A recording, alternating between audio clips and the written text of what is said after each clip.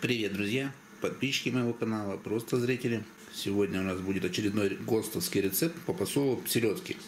Это будет сельдь пряного посола, маринованная, бочковая. Солить будем в бочке.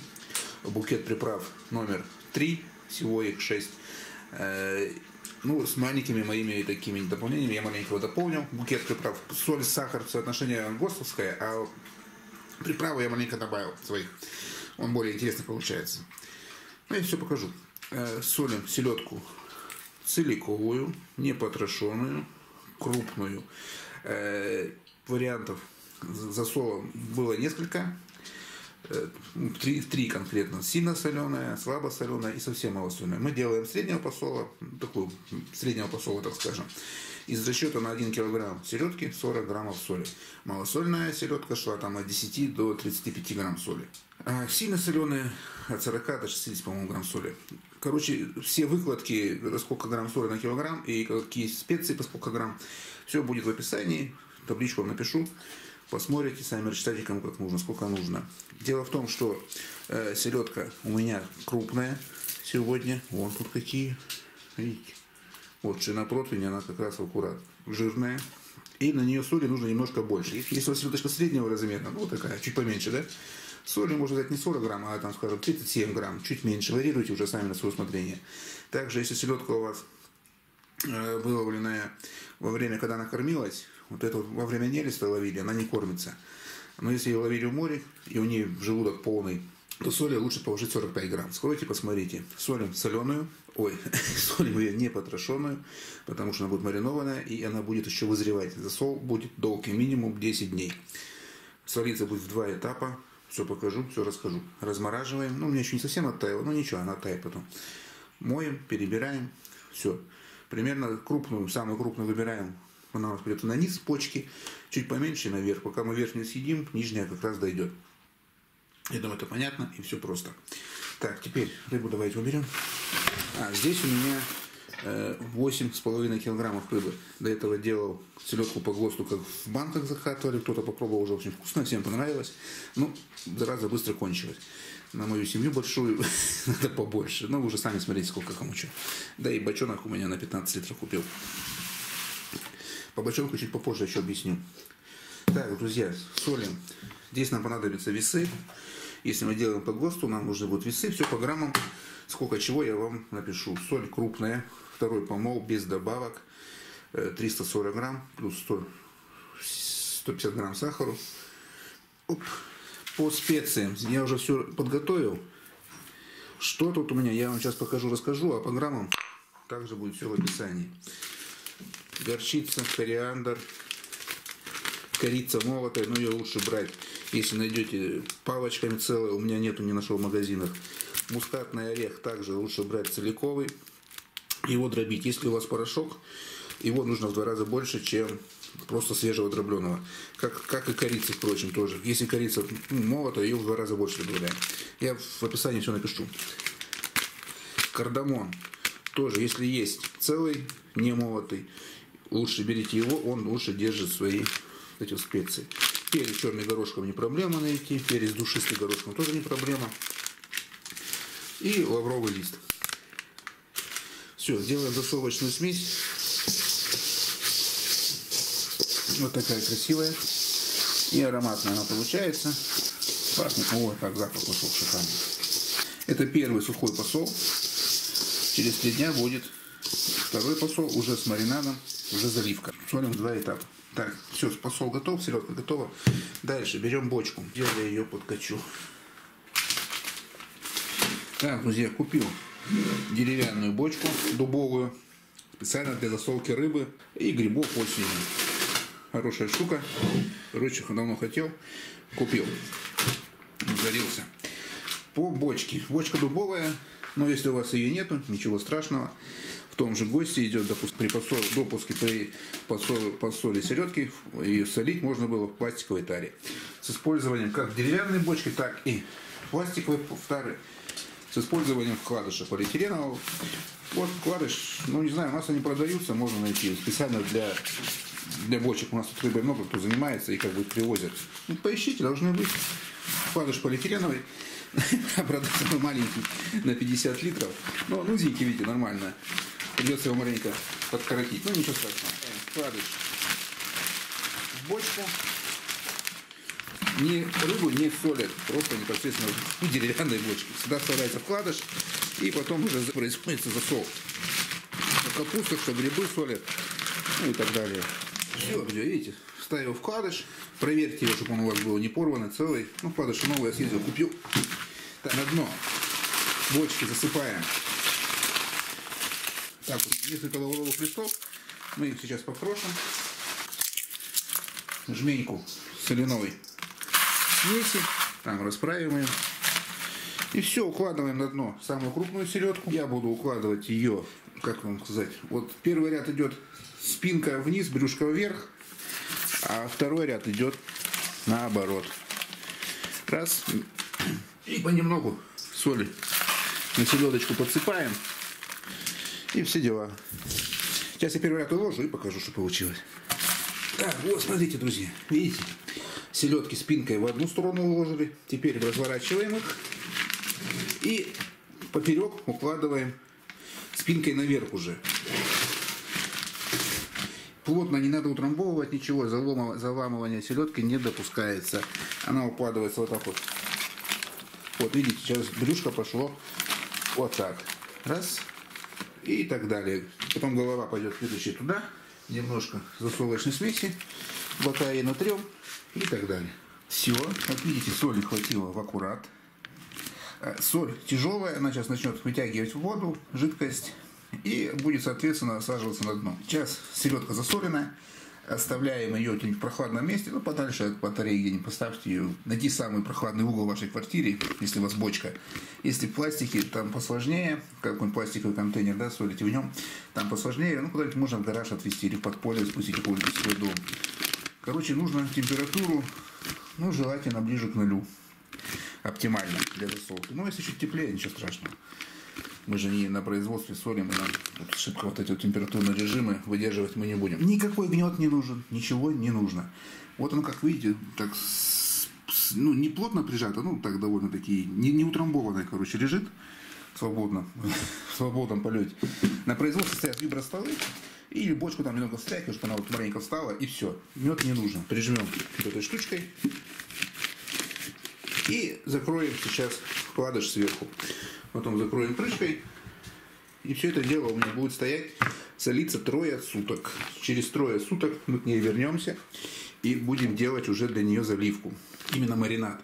А маринованная, это значит с кислотой. Добавляется нам уксусная кислота. Все покажу, все расскажу и сколько что будет и почему. Так, друзья, еще один маленький важный момент. Уложили селедку. Вот этот пакет, его не надо затягивать, чтобы воздух должен свободно циркулировать. Здесь отверстие для этого и сделано, чтобы газы выходили. Все, пакет края вот подогнули. И отверстие крышки оставляем. Ну, это, не знаю, как называется эта штучка. Напишите, кто знает. Прижималка или как. Ну, это не гнет. Ну, тоже эта штука, вообще, потому что сверху с дыркой. Все, друзья. Открываем бочку крышкой. Так, бочонок вот такой вот. 15 литров объем. С дуба. Стянутый кольцами. Ну, как бы ничего, так аккуратненько сделано довольно-таки. Так, ну все, ждем 3 дня. Так, друзья, прошло 3 суток, как мы посолили селедку.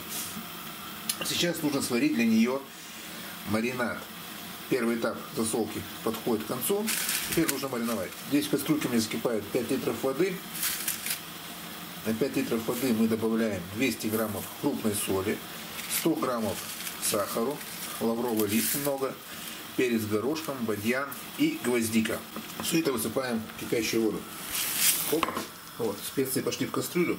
Сейчас это минут 10-15 покипит. Я размешаю соль, сахар. Дам этому полностью остыть.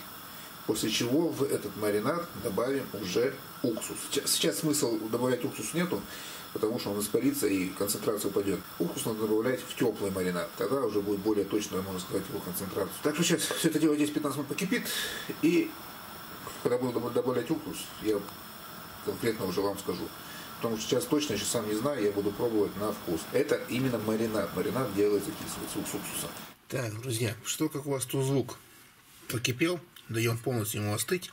И самое время сейчас добавить уксусную кислоту. Я использую 70%, и из расчета вот этой вот 70% кислоты, я вам в описании напишу расчет, сколько ее добавить на общий объем, то есть на объем селедки, объем тузлука, все сложить, и 2 грамма на 1 килограмм общего веса нужно будет брать 70% кислоты. Допустим, если у вас получается 10 килограмм селедки вместе со звуком, соответственно, нужно будет 20 граммов 70% кислоты добавить в тузлук, именно в маринад. Сейчас будем заливать.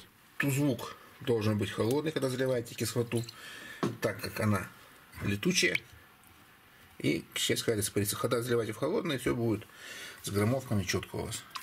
Вылили маринад. Это уже у нас нету звука, уже маринад. Все размешали хорошенько. У меня стоит возле балконной двери. Здесь вот маленько приоткрыл щелку. Тянет. Здесь прохладно. Здесь где-то температура, ну, может 5-8 градусов. И все. Сейчас открою бочку и будем заливать. Так, свет не очень хороший, да? Я думаю, обратите внимание на селедку. Запах просто бомбический. Она стала плотная. Тузлук весь ушел, но он весь на дне. И сейчас мы ее зальем маринадом. Маринад должен покрывать ее сверху примерно на 1 сантиметр.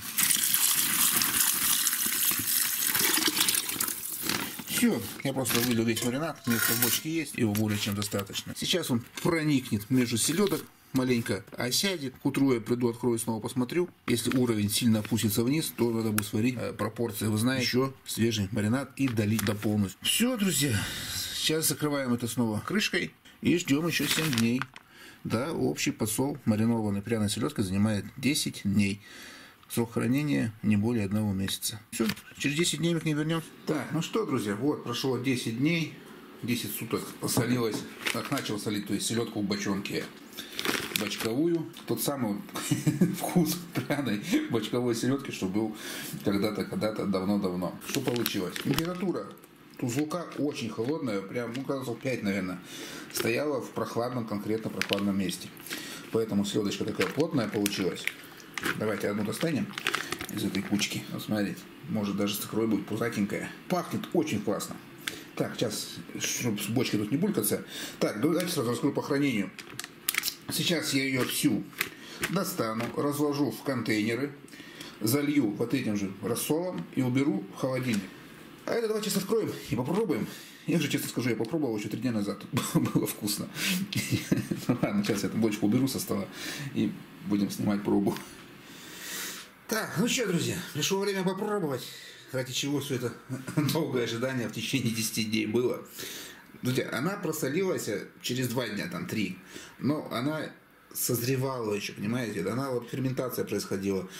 Чем дольше она солится, тем вкуснее она становится. Поэтому в тузлуке, сейчас я перевожу ее в баночки, эти контейнеры литровые, залью тузлуком и уберу в холодильник. Хранится она спокойно месяц-полтора, 100%. И она в этом маринаде не пересолится. Попробуем. Вот я с нее бушлат снял, очистил. Самец оказался, ну ладно. Там наверняка с икрой тоже где-нибудь есть. Смотрите на это. Черную пленку давайте снимем. Она не горчит и ничего, она никакая. Она просто эстетический вид маленько портит. Ну, некоторых это напрягает почему-то. Так, ну что, друзья. Я попробую. Смотрите, насколько она плотная, потому что в холоде солилась долго и в холодном месте. Очень хорошая. Что, пробуем? Это офигенная, маслоподобная, такая нежная, ароматная. Очень вкусная. Никакой кислоты тут нету. Она где-то, может быть, в общем вкусе есть, сыграла свою роль, но она не кислая. К уксусу там ровно столько, сколько должно быть. По соли, может быть, кому-то даже покажется несколько слабосоленой. Может быть, соли кому-то нужно будет добавить. Я почему это говорю? Я стараюсь много соли не есть. У меня малосольная получилась, абсолютно малосольная. Чуть-чуть соленовато, но так, как должно быть. Ну, не все любят, я говорю, посоленее, но это уже дело вкуса. Балансируйте, добавляйте соль. И еще соль от разного производителя, она разная по своей солености. У кого-то может быть более соленая, у кого-то менее соленая. Ну, вот это вот уже тут... ГОСТовской соли у нас нету. ГОСТная соль есть, но в магазине она продается разная, и как бы тут могут быть какие-то нюансы. Друзья, ну все, селедка удалась, рекомендую, очень вкусная. Так, наварю картошки, с укропчиком, с маслицем. Ну все, друзья, очень вкусно, правда? Давно я такой селедки вкусно не ел. Ладно, друзья, на этом я видео заканчиваю. Всем, кому было интересно и полезно, ставьте пальцы вверх. Все, кто хочет увидеть продолжение, что с ней можно сделать еще, вот уже из готовой, всякие разные заправочки к ней, ставьте пальцы вверх, пишите в комментариях, хотим посмотреть что-нибудь вкусненькое. Так, ну самое главное, подписывайтесь на канал, нажимайте колокольчик и уж точно ничего не пропустите. Будут приходить уведомления. Ну все, друзья, на этом с вами прощаюсь. Селедку 100% рекомендую. Не обязательно, конечно, деревянная бочка, достаточно обыкновенный пластиковый контейнер для пищевых продуктов. Солите вот таким способом. Это маринад, пряный маринад букет номер 3. Очень-очень хороший. Все, друзья. Всем спасибо за внимание. Всем спасибо, что досмотрели до конца. Всем до встречи и всем пока.